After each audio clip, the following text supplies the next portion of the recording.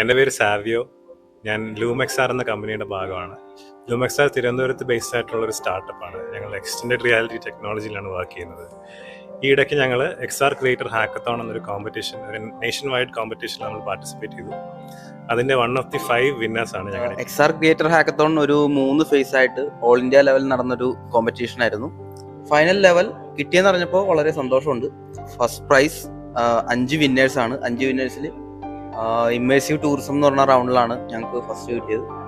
ഞങ്ങൾക്ക് ഈ പ്രൈസ് ലഭിച്ചതോടെ ഞങ്ങൾക്ക് അടുത്ത മാസം വേവ്സ് 2025 മുംബൈയിൽ അറ്റൻഡ് ചെയ്യാനുള്ള ഒരു ഓപ്പർച്യൂണിറ്റി ഇതിന്റെ വിന്നേഴ്സിന്റെ പാർട്ടായിട്ട് കിട്ടിയിട്ടുണ്ട്.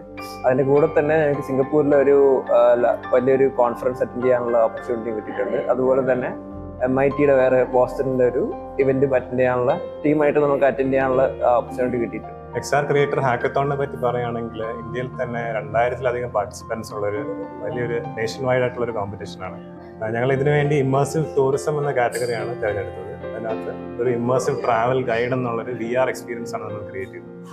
അപ്പോൾ ഇതിനകത്ത് ഒരു പർട്ടിക്കുലർ ലൊക്കേഷനിലേക്ക് ഇതിൻ്റെ വ്യൂവേഴ്സിനെ ട്രാൻസ്പോർട്ട് ചെയ്യുകയാണ് ഇതിലൂടെ ചെയ്യുന്നത്.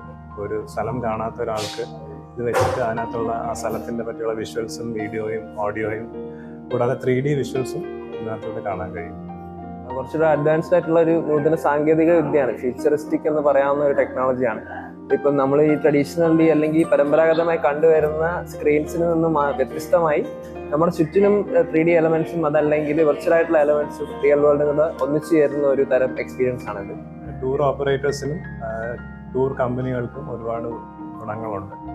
ഒരു ഇവന്റിനോ കോൺഫറൻസിനോ പോകുമ്പോൾ ഇങ്ങനത്തെ ഒരു ഹെഡ്സെറ്റിലൂടെ അവർക്ക് ഒരു വെർച്വൽ ഡെസ്റ്റിനേഷൻ കാണിക്കാൻ കഴിയും. അതിലൂടെ ആൾക്കാർക്ക് ഇതിൻ്റെ സവിശേഷതകളും മറ്റും അറിയാനും കഴിയും.